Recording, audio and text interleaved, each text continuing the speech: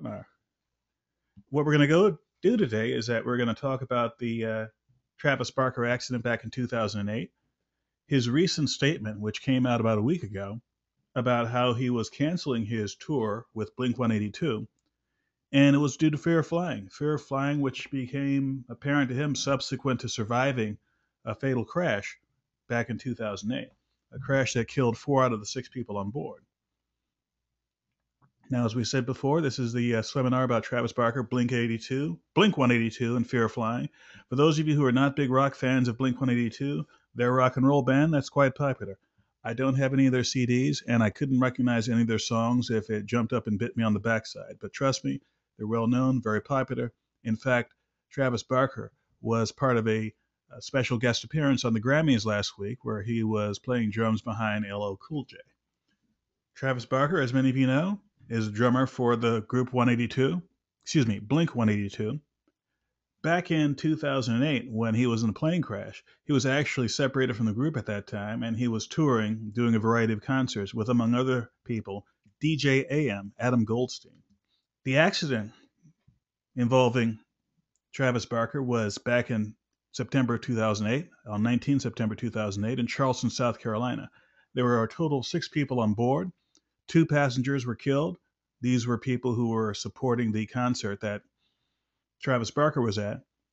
The 2 pilots were also killed. Travis Barker and the other passenger who survived, DJ AM, Adam Goldstein, survived with severe burns. About a year later, the other survivor, DJ AM, committed suicide. I don't know the full reasons behind it, but one would suspect that the trauma of the accident may have played a major role. So of the 6 people who were on the aircraft, this is the burned out hulk of the Learjet 60 after the accident. Right now, Travis Barker is the only person still alive, and he has suffered, according to his own admission, from fear of flying since then. This is a picture of the Learjet 60, not the accident aircraft, but another Learjet 60 in flight. The NTSB had a full investigation of this accident, and in their report, they cited as a probable cause, among other things, a late and non-standard rejected takeoff by the captain. Apparently, there was an issue in the cockpit, not one which, under normal circumstances, would have led to a rejected takeoff. The captain made a decision to initiate this takeoff at such a speed and at such a position on the runway that the aircraft was unable to stop safely on the runway. There were also contributing factors of tire failure due to maintenance issues on the tires. The tires weren't inflated properly. There was also some uncommanded forward thrust on the engines during the rejected takeoff. All this combined to allow the aircraft to not stay on the runway, departed the runway, crossed a road, caught fire on an embankment, as you saw in the previous picture. Now, why this webinar? Why, after 4+ years, am I having this webinar about this particular person's fear of flying? Well, a couple of reasons. First, Travis Barker, being a celebrity in some circles, gathers news or garners news whenever something happens to him. I did this screenshot of Google Trends of the last 30 days of searches for Travis Barker, and you'll note that there are 2 very large spikes. One which occurred around the 11th or 12th of February. By the way, the 11th of February, if my memory serves, was when he was a guest on the Grammys, which of course is seen by millions of people. And the following spike, a few days later, was when he made an announcement on his Facebook page that he was not going on a tour with Blink-182 to Australia because he had a fear of flying. Given his celebrity, given his prominence, I figured this was a time where there might be a little bit extra public attention on the whole subject of fear of flying.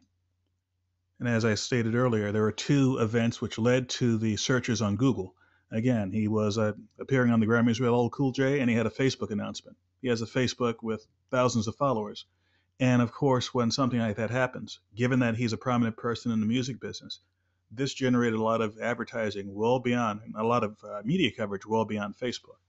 Rolling Stone magazine, major publications, etc. We're all talking about Travis Barker. So anyone who had even a slight interest in Travis Barker doing any kind of a search this past week would have had no problem finding stuff about him.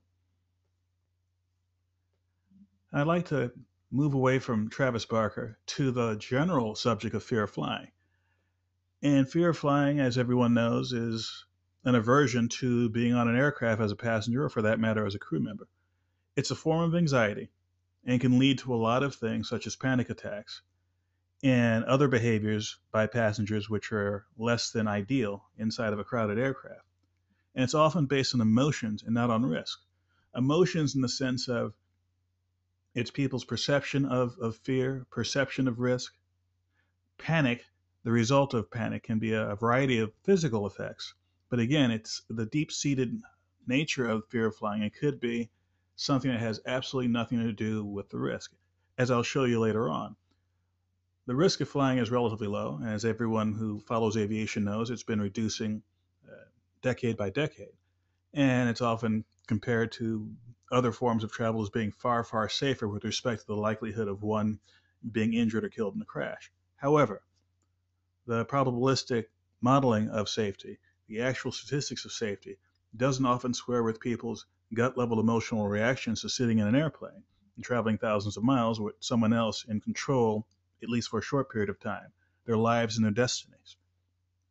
The effects of fear of flying on passengers can range from simple increase of stress to a lot of other problem behaviors. For example, drinking heavily as a form of deadening your mind to the fear and the panic and dealing with the situation, and also using various kinds of drugs to calm oneself while flying. Very often people do this not under the care of a physician. So you may lead to situations where, because of the effects of alcohol and drugs, their judgment could be impaired, and you can go from having a potential fear of flying situation to one that involves air rage. And more generally, fear of flying can lead to loss of opportunities. Opportunities to travel with one's family, opportunities to take advantage of business meetings and such. And basically, having one portion of your life, air transportation, sort of being shut off from you, or such a hurdle to overcome that you may end up flying much less frequently than you would like. The National Institutes of Mental Health, which is a U.S. Government organization that deals with mental health issues, talks a lot about phobias in general, and including the phobia of fear of flying. And it describes fear of flying as one of those specific types of phobias that people may have. Phobias against fear of flying, phobias against being in tight spaces, etc. Fear of crowds. And what all these kinds of specific phobias share is that there's a marked and persistent fear and avoidance of that specific thing, be it an object, be it a situation, even though that object or situation may pose little actual threat. For example, fear of spiders, no matter what the spider may be poisonous, may not be poisonous, may be big, may be small, but it doesn't really matter. If it has 8 legs and crawls, some people will freak out. As a result of a phobia, it could lead to panic attacks with symptoms like weakness, sweating, pounding heart, the kind of thing that you see in a variety of situations, not necessarily fear of flying.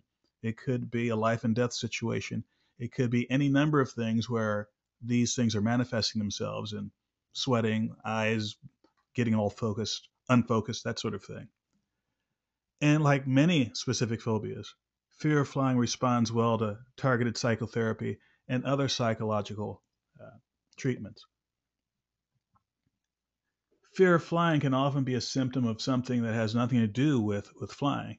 It could be masking a deeper fear, fear of heights, fear of losing control, separation anxiety, fear of the unknown, fear of death or serious injury for that matter, fear of being in a tight space.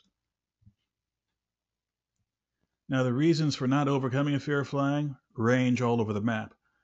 In the case of Travis Barker, one of the things that he's done is he's avoided flying altogether. So he isn't dealing with the fear as much as he is rearranging his life to take into account the fact that that particular activity causes an incredible amount of stress to him. And for some people, the treatment itself could be too stressful. Could be too stressful because they don't want to go through the whole procedure, whatever that may be, whether the procedure is sitting and talking with someone, whether that procedure is taking medication, or what have you. And a lot of times, the issue isn't necessarily the nature of the procedures or the nature of the treatment, but an attitude toward any sort of mental health treatment, mental health situation. That is, there are some out there who have such either a low opinion of the mental health world or an aversion to the mental health world or just no knowledge of how to deal with that world, how to navigate that world, that they go to other methods. They tough it out, they self-medicate, they drink, etc. Other people may have limited access to treatment. And without going into great detail, although medical treatment is available to everyone in the United States and most other industrialized countries, the distribution of that treatment, the access to that treatment can range all over the map.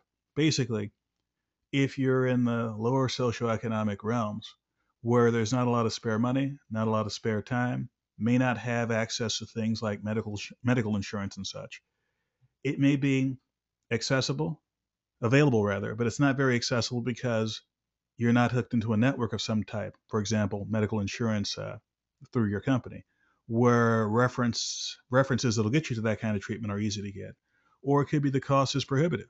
For some people, however much it may take, a few dollars for a book to a few $100s for a treatment session may be a drop in the bucket, may not be significant. For other people, even a small amount of money would be a big enough impediment not to get treatment. And others are just not motivated to seek treatment. Maybe they're not going to be flying that much. Maybe fear of flying is an issue, but it's such a small issue, it's like, it's slightly bothersome, but they're not going to go out of their way to get specific treatment for it. Among the celebrities out there who have a known fear of flying, some of whom openly publicly talk about it, are people like John Madden, the former football coach and television commentator, who quite famously traveled across the country in a customized bus rather than take airplanes in order to call various football games when he was an NFL broadcaster. The singer Aretha Franklin, although she does fly on occasion, she also is someone who's publicly stated she doesn't like to fly. She likes to avoid it whenever possible. Whoopi Goldberg, same situation. Like John Madden, like Aretha Franklin, people who are extremely wealthy, but who have a requirement to travel around the country, around the U.S., for instance, have the option of having their own private transportation. Make a long story short, if you're wealthy enough to afford a private jet, you're more than wealthy enough to afford a private bus and the staff to run it. Tony Kornheiser, for you sports fans out there, he's a TV and radio personality and also a writer who's been hosting for several years the show Pardon the Interruption on ESPN. He too was a NFL broadcaster like John Madden for a while, but he too had issues and still has issues with flying, and he avoids it whenever possible. I'll step aside for a moment and just say hello to the folks who just joined up. If you have just joined, thank you for coming. And I'd like to ask anyone who's on right now to do a couple of things. If you can, type in something in the question box or in the chat box just to show me that you're there and you're listening and that the system is working for you. And I'll also unmute one or two of you and see if I can get any feedback from you. I'm going to unmute Amy right now. Amy, this is Todd. Are you there? Hello, Amy. Well, Amy, this is Todd Curtis. I am crossing my fingers that you're out there and that you're listening, or that you'll be able to listen in later on. I will unmute you momentarily and get back to the conversation. And again, anyone who's out there, I'd like to have you acknowledge. Yes, Shashin, I've unmuted you again. Can you hear me? Okay, I'm not hearing any feedback. I do hope that this is going through, but keep in mind one thing. Even if you're unable to hear it fully right now, even if there's some sort of problem with your reception, after the show, I'm going to take a recording of the show, put the video online, so those of you who weren't able to make it or who weren't able to listen to the whole thing will be able to get the full content of the show.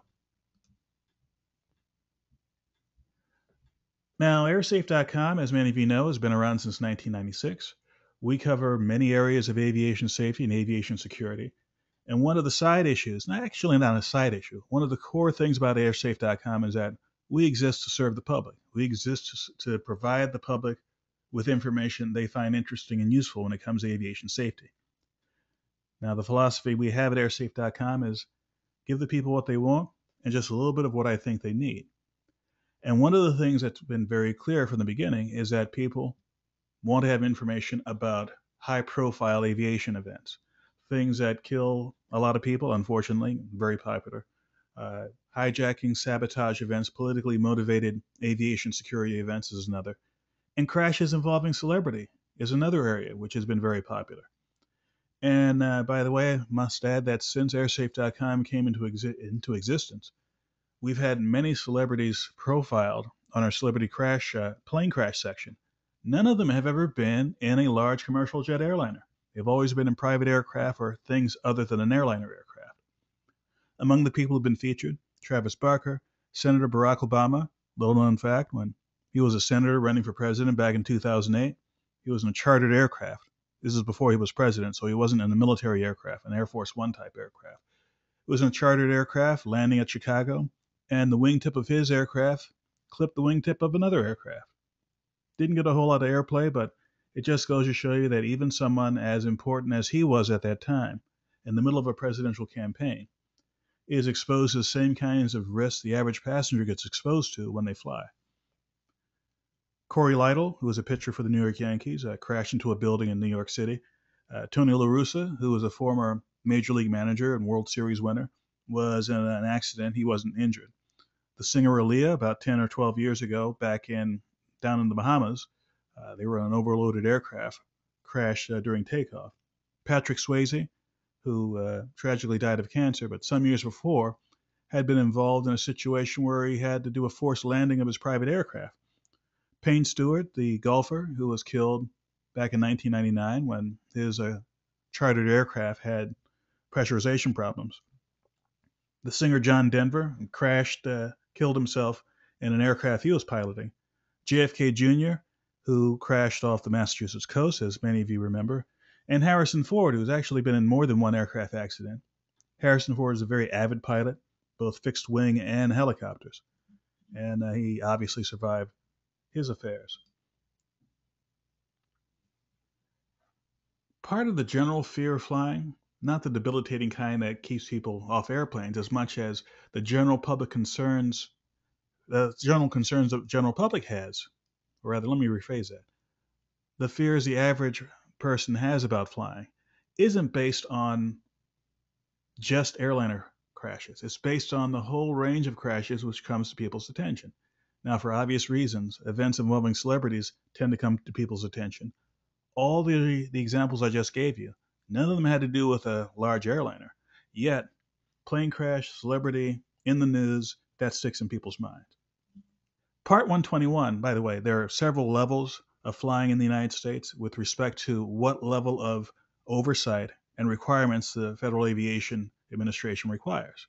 At the very top of that mountain are what's called Part 121 carriers, your airliners. Basically, any airliner with 10 seats or above passenger capacity has to operate under Part 121 rules. Very strict rules with with pilot training, very strict rules with how many flight attendants, what kind of emergency equipment, etc. Those kinds of crashes are very rare. Now, there's another level of flying called Part 135, and there's two types of that. Scheduled Part 135, which again is scheduled airliners, but they're smaller aircraft, fewer than 10 seats. And non-scheduled Part 135 carriers, the kind of on-demand charter service that people like Travis Barker was using when he was flying from one concert to another. And Part 91 is what's called general aviation.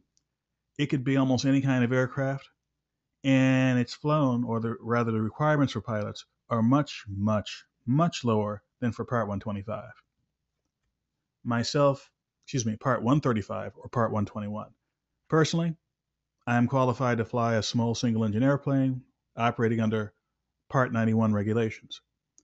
And by saying there are very few rules for for pilot requirements, I have total less than 100 hours. Yet, before I had 40 hours of flight, I was perfectly certified and perfectly qualified by the regulations to fly alone in the airspace in around whatever city I was in. I could, as a student pilot, with almost no knowledge, the kind of deep knowledge an airliner pilot has, fly into and out of the largest airports in this country. As you may imagine, the kinds of accidents or the accident rates you get into depends on the kind of flying that's being done. As I said before, several levels of U.S. certification, both for the aircraft, for the operation of that aircraft, and for the pilots flying those aircraft. And if you have 10 seats or above, basically any regional airliner that you would see, whether it's propeller driven or jet driven, up to the largest aircraft like the A380 and 747, if they're flying in this country, will fly under something, either Part 121 or something very similar to that. Travis Barker's flight was on a Part 135 unscheduled carrier. That is a corporate type of jet that you can call up and pick you up at Airport A, take you to Airport B. Many private aircraft, in fact, most of the time when you hear of a crash of some private airplane on the weekend somewhere in the country, it's going to be some Part 121 type operation, usually with could be an experienced pilot, could be a low-time pilot, but usually with an airplane that is far less capable than an airliner. Just to give you an idea of just how different the rates are, I looked at some comparison of data from the NTSB about various kinds of airplane flying. Now, this is for the years 1998 to 2011, and I have 1998 in an asterisk there because that was the first full year, where the new rules for Part 121 carriers came into effect. In late 1997, they changed the rules saying 10 seats or above are Part 121. All of 1998 to the present day, that has been the case. This is the accident rate, fatal accident rate, per million flight hours. For Part 121, it's roughly 0.11, basically a fatal accident every, let me do my math here, every 10 million flight hours. For Part 135 scheduled, which is going to be your smaller airliners but on scheduled routes, their rate for fatal accidents is basically 20 times as much, 2.29 per million hours. You go to Part 135 unscheduled, which was the kind of flying that Travis Barker was on when he was in a crash. Those kinds of aircraft during this time period, which by the way includes the year when Travis Barker was in his accident, roughly twice that of Part 135 scheduled, making it roughly 40 times greater than the rate on an airliner. Now compared to that, Part 91 flying, the kind of flying I was doing, has a rate that's even higher, 12.77 per million flight hours. So if you look at it like this, comparing the flight hour fatal rate, if you're going to fly in a Part 121 aircraft, there's roughly one fatal event, could be a single passenger, could be everyone on board, one fatal event every 10 million hours. Whereas there's approximately, 100 times that. Let me do my math here. Over 100 times greater rate when it comes to Part 91 flying, and about a 20 times greater rate when it comes to Part 135 flying, scheduled, and 40 times the rate when it comes to Part 135 unscheduled flying. Bottom line, if you wanted to reduce the likelihood that you'd be involved in a fatal event, a fatal crash of some kind, the kind of flying you would do as a passenger would be on a Part 121 carrier, the largest airlines. Now, given these very vastly different rates of accidents and fatal accidents, why would anyone charter an aircraft? Well, there are a lot of reasons. In the case of DJAM and Travis Barker, it was a timing sort of thing. They were in South Carolina at a concert, and they had to fly to California. Although there are commercial flights that go from South Carolina to California, schedule-wise, if they wanted to get there as quick as possible, it made a lot more sense to charter an aircraft. When you have individuals whose time is very valuable, for example, a CEO of a major organization, who might be paid on a per-hour basis, several thousands of dollars per hour, it may make a lot more sense to charter an aircraft for that person and fly them from one city to another than to have them go on a commercial airliner, which could take 3-4 times as long, might entail an overnight stay. And given that this person is not only being paid a large wage, but is responsible for a very large organization and has to make very timely and important decisions, chartering an aircraft makes sense. Also, if you happen to have the money and you want to fly nonstop from wherever you are in the United States to go skiing or go to Hawaii, it's a free country, go for it. Now, one of the things about chartering an aircraft is that you have thousands of choices. There are literally thousands of operators out there, especially on the unscheduled Part 135 part of the world, who have airplanes for hire, who have pilots who are qualified, at least on paper, to fly and can fly you from point A to point B. One of the issues that comes up, if you happen to be in that realm of people who can afford to rent a private jet or a private aircraft, is that you have to take care of business. That is, you have to understand what you're getting into. You have to know that whoever you're going to hire has to meet the basic qualifications of the FAA, that they're certified appropriately, that the aircraft and the kind of flying you're doing is appropriate for what they have to offer. And basically, it is the responsibility of the person renting that aircraft or buying the services of a charter service to know what they're getting into. Now, in the case of Travis Barker, I can't speak to issues about the overall fitness of that operator. Clearly, the NTSB discussed some deficiencies of that particular pilot and of maintenance on that particular aircraft.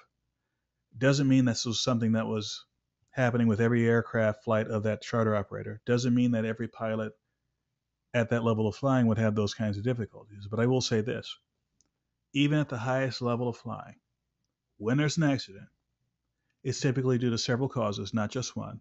And very often those causes include decisions that were made by flight crew, cabin crew, or maintenance personnel. So in that regard, the Travis Barker accident was not remarkable in the sense of what were the contributing causes to the accident.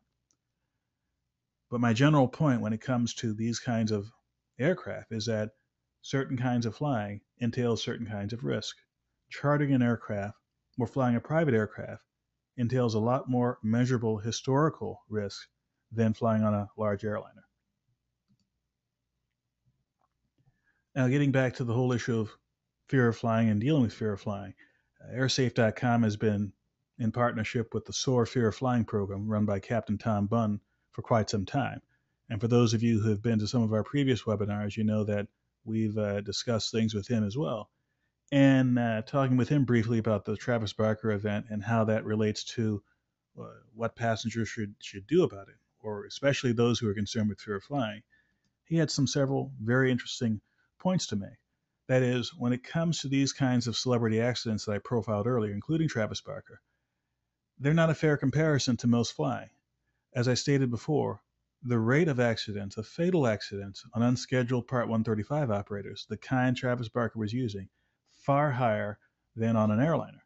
So for a passenger who's only going to be flying on airliners, to look at that accident from Travis Barker and be concerned about their risk on the aircraft, as he compared, it's like looking at the Indy 500, looking at a car crash there, and being concerned that it has some bearing on your regular driving in a passenger car on normal roads.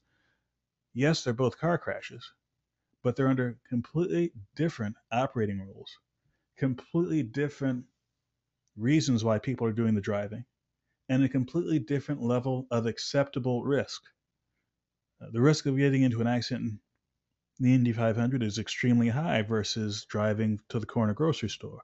But all of those who are involved in the process, those who are driving, those who are maintaining the vehicles, those who are in the stands, knows that there's a certain level of danger, a certain level of risk involved, and they accept that. By the way, in the Indy 500, you've had drivers, spectators, and maintenance people in the pit area, all injured and sometimes killed in car wrecks. But they're all voluntarily there at the racetrack. So getting back to Captain Bunn's point of view on the Travis Barker situation, his recommendation to the average passenger is you should ignore these sorts of events involving privately chartered aircraft or privately owned aircraft. Yes, they're tragic. Yes, people get killed. Yes, they are plane crashes. But it's not the kind of plane crash most passengers will ever get close to. By the way, Captain Bunn, who's available at fearofflying.com, offers a variety of services, many of them free, including free weekly group counselings where anyone can call in or go into a chat room and discuss whatever issue they may have about fear of flying. He also is a trained counselor, has been doing fear of flying counseling for several decades. One of the pioneers in the fear of flying courses at airlines, by the way. He does one-on-one counseling. He has a variety of audio and video, especially video counseling products and services. And we'll give you some links later on to get in touch with that if you're interested. As an aside here, I'd like to ask anyone who's out there, if you have any questions, please go ahead and type it either in the question area or the chat room of your control panel, And if you're one of the attendees and you see that little hand symbol for raising your hand, you can click on that, raise your hand, and I'll either unmute you or ask you a question.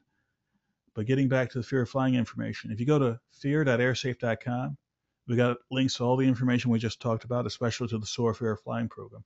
And you can even download the Fear of Flying guide that we have. It's a short little pamphlet that has some very, very basic overview of fear of flying and things that you as a passenger can do about it. For the Blink-182 information, which includes data on the original accident, the original video that I did at airsafe.com some years ago about that accident, you can go to blink182.airsafe.com.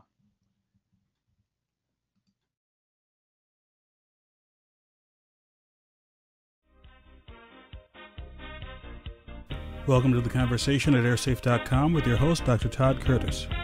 This is show number 69. Fatal jet crash injures Blink-182 drummer Travis Barker. Travis Barker, former drummer for the music group Blink-182, Adam Goldstein, more widely known as DJ AM, and two other passengers were in a Learjet 60 aircraft that was on a chartered flight from Columbia, South Carolina to Van Nuys Airport in Los Angeles. The crash, which happened shortly before midnight, occurred during takeoff. According to information from the plane's cockpit voice recorder, the crew was attempting to abort the takeoff because of what they thought was a blown tire. The NTSB also reported that accident investigators reviewing the recording heard sounds consistent with a tire blowout. The crew was unable to stop the aircraft before it departed the runway. The plane struck a series of antennas and lights, crashed through a fence, crossed a nearby highway, and came to rest on an embankment where it burst into flames. The crash and subsequent fire killed both flight crew members and two of the four passengers. The two survivors, Barker and Goldstein, escaped the aircraft but suffered severe burns. Goldstein is also the former fiancé of television personality Nicole Richie. Barker and Goldstein had performed at a concert earlier in Columbia, and the two passengers who did not survive were support staff for the artist. The aircraft was operated by Global Exec Aviation of Long Beach, California. Less than an hour before the accident, the plane had arrived in South Carolina from Teterboro, New Jersey. The FAA and NTSB online incident and accident databases showed no other events involving this aircraft or the aircraft operator. The Learjet 60 first flew in 1991 and was certified in 1993. This was the second fatal Learjet 60 crash, with the first occurring in 2002 in Brazil. According to the NTSB, there were 6 other Learjet 60 accidents and serious incidents, including one during flight testing in 1992. The FAA lists 23 less serious incidents since 1996. The NTSB has dispatched an 11-member team to investigate the crash. The investigation, including a determination of the probable cause of the accident, will likely take several months to complete. Additional information about this event, including updates or findings from the NTSB investigation, will be available at blink182.airsafe.org. Thanks for listening, and I'll see you next time.